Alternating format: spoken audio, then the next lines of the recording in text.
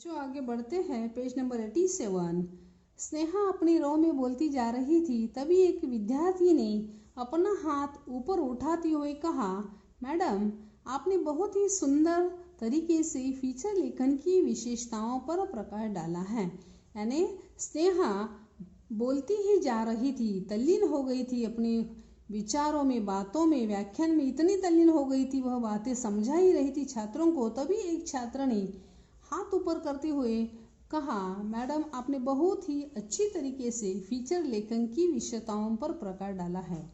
अच्छा, तो आप लोगों को पता चला आपका और कोई प्रश्न है? स्नेहा ने उसे आश्वस्त करते हुए पूछा। यानी यहाँ स्नेहा पूछती है, कहती है कि अच्छा, आप लोगों को पता चला इस विषय के बारे में, अब आपको और कोई प्रश्न है क्या? स्नेहा ने उन्हें आश्वस्त करते हुए पूछा। अभी और कुछ आप पूछना चाहते हैं क्या? ऐसा छात्रों से स्नेहा ने पूछा है। मैडम, मेरा प्रश्न यह है कि फीचर किन किन विषयों पर लिखा जाता है और फीचर के कितने प्रकार हैं? यहाँ स्नेहा से एक छात्र ने सवाल पूछा है कि फीचर किन किन विषयों पर लिखा जाता है, फीचर के कितने प्रकार है। बहुत अच्छा, देखिए, फीचर किसी विशेष घटना, व्यक्ति, जीव जंतु, तीज त्योहार, दिन, स्थान, प्रकृति, परिवेश से संबंधित व्यक्तिगत अनुभूतियों पर आधारित आलेख होता है। स्नेहा ने छात्रों को समझा दिया हुआ है कि फीचर किसी विशेष घटना, व्यक्ति, जीव जंतु, तीज त्योहार, दिन, स्थान, प्रकृति विशेष से संबंधित व्यक्तिगत अनुभूतियों पर आधारित आलेख होता है। इस आलेख को कल्पनाशीलता, सृजनात्मक कौशल के साथ मनोरंजक और आकर्षक शैली में प्रस्तुत किया जाता है।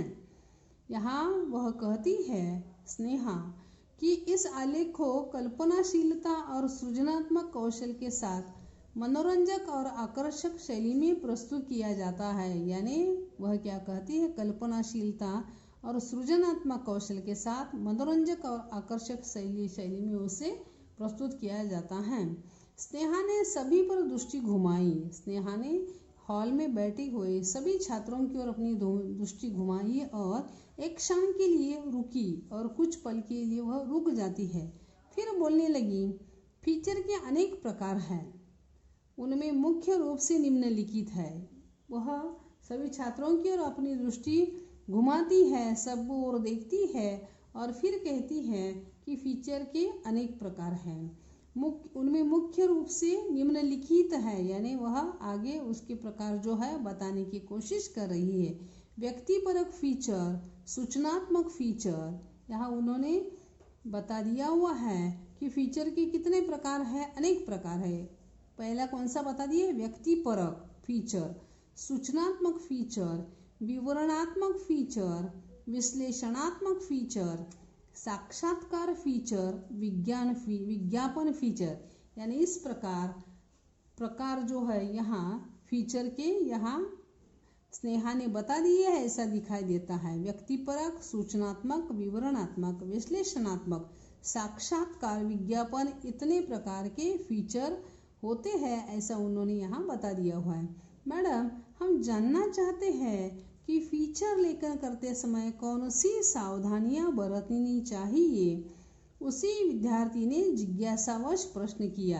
यानी यह जो सवाल पूछा था, उसी विद्यार्थी ने अगला सवाल पूछा है मैडम से कि हम जानना चाहते हैं फीचर लेखन करते समय कौन कौन सी सावधानियाँ बरतनी चाहिए। और यह जिज्ञासावश प्रश्न उस छात्रा ने, विद्यार्थी ने पूछा है, ऐसा हम यहाँ दिखाई देता है। बड़ा ही सटीक और तर्कसंगत प्रश्न पूछा है आपने। यहाँ मैडम कहती है, स्नेहा उसे कहती है कि आपने बहुत ही अच्छा सवाल, जो सटीक और तर्कसंगत प्रश्न आपने पूछा हुआ है। अब स्नेहा ने इस विषय पर बोलना प्रारंभ किया। स्नेहा जो है अब इस विषय की जानकारी छात्रों को दे रही है, ऐसा हम यहाँ दिखाई देता है। फीचर लेखन में मिथ्या आरोप प्रत्यारोप करने से बचना चाहिए। यानी गलत आरोप प्रत्यारोप या व्यर्थ आरोप प्रत्यारोप करने की कोशिश नहीं करनी चाहिए। फीचर लेखन करते समय आपको व्यर्थ की आरोप या गलत आरोप और प्रत्यारोप करने से बचना चाहिए। ऐसे आरोप प्रत्यारोप आपको करना नहीं चाहिए। अति क्लिष्ट और अलंकारिक भाषा का प्रयोग बिल्कुल भी न करें। यानी कुछ लोग कैसे करते हैं कि कुछ शब्द ऐसे कठिन शब्दों का इस्तेमाल करते हैं या अलंकारिक भाषा का प्रयोग करते हैं, तो ऐसा उपयोग यहाँ नहीं करना चाहिए। पढ़ने वाले के समझ में आ जाए वह फीचर लेखन, ऐसे शब्दों का, वाक्यों का आपको प्रयोग करना चाहिए। यानी अति क्लिष्ट और अलंकारिक भाषा का प्रयोग भी आपको फीचर लेखन करते समय बिल्कुल नहीं करना चाहिए। झूठे और तथ्यात्मक आंकड़े, प्रसंग अथवा घटनाओं का उल्लेख करना उचित नहीं। कुछ गलत तथ्य, झूठ तथ्य, तथ्यात्मक आंकड़ों का प्रयोग नहीं करना चाहिए और प्रसंग अथवा घटनाओं का उल्लेख करना उचित नहीं। मतलब झूठे आंकड़े, झूठे प्रसंग, झूठी घटनाओं का उल्लेख आपको वहाँ नहीं करना चाहिए फीचर लेखन करते समय। फीचर अति नाटकीयता से परिपूर्ण नहीं होना चाहिए। फीचर लेखन करते समय आपको नाटकीयता का प्रयोग नहीं करना चाहिए, नाटकीयता से परिपूर्ण नहीं होना चाहिए। फीचर लेखन में अति कल्पनाओं और हवाई बातों को स्थान देने से बचना चाहिए।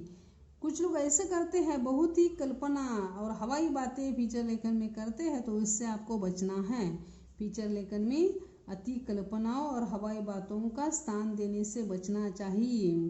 इन सभी सावधानियों को ध्यान में रखेंगे तो आपका फीचर लेखन अधिक विश्वसनीय और प्रभावी बन सकता है। यानी ऊपर जो मैंने बातें बता दी है, इन सावधानियों को अगर आप ध्यान में रखेंगे तो आपका फीचर लेखन अधिक विश्वसनीय और प्रभावी बन सकता है।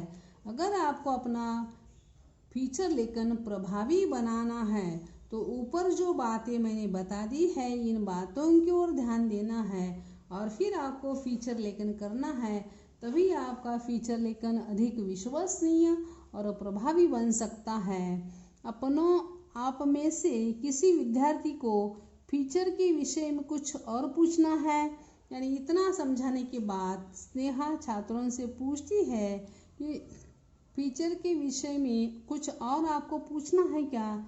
स्नेहा ने पूरी कक्षा पर नज़र डाली, यानी पूरी कक्षा पर नज़र डालकर देखती है कि कोई और छात्र कुछ सवाल पूछना चाहता है या नहीं।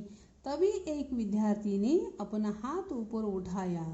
नहीं, इतने में जैसे स्नेहा अपनी नज़र घुमा रही है पूरी क्लासरूम पर, तभी देखती है कि एक छात्र ने उन्हें सवाल पूछा है, हाथ ऊपर उठाया हुआ है, ऐसा दिखाई देता है।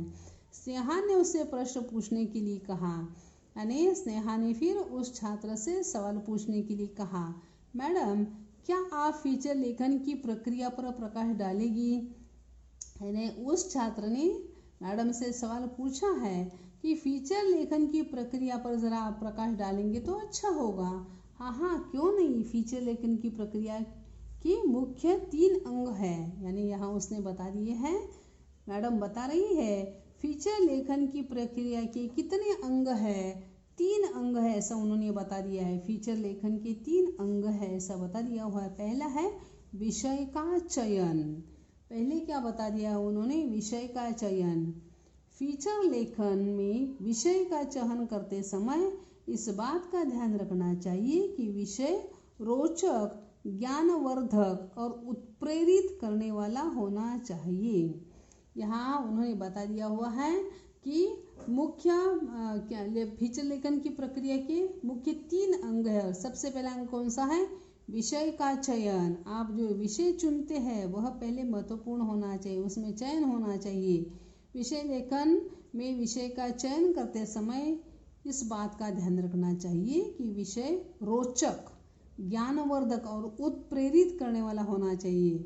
आपने जो विषय चुना हुआ है वह कैसे होना चाहिए, रोचक होना चाहिए। यानी आपका फीचर पढ़ते समय पाठकों को रोचकता निर्माण होनी चाहिए। ज्ञानवर्धक, यानी आपके फीचर लेखन में ज्ञान भी प्राप्त होना चाहिए। जैसे विषय रोचक होना चाहिए वैसे ही उसमें ज्ञानवर्धक होना चाहिए, उसमें पाठकों को ज्ञान भी प्राप्त होना चाहिए और उत्प्रेरित करने वाला होना चाहिए, यानी प्रोत्साहित करने वाला। वे लोग क्या करने चाहिए, पढ़कर पाठक उत्प्रेरित होने चाहिए। अतः फीचर का विषय समयानुकूल समसामयिक होना चाहिए। विषय जिज्ञासा उत्पन्न करने वाला होना चाहिए। आपका विषय कैसा होना चाहिए, पाठकों को जिज्ञासा उत्पन्न करने वाला आपका विषय होना चाहिए। ऐसा विषय का चयन में यहाँ स्नेहा ने बता दिया है, ऐसा हम यहाँ दिखाई देता है। बच्चों हम यहाँ रुक जाते हैं।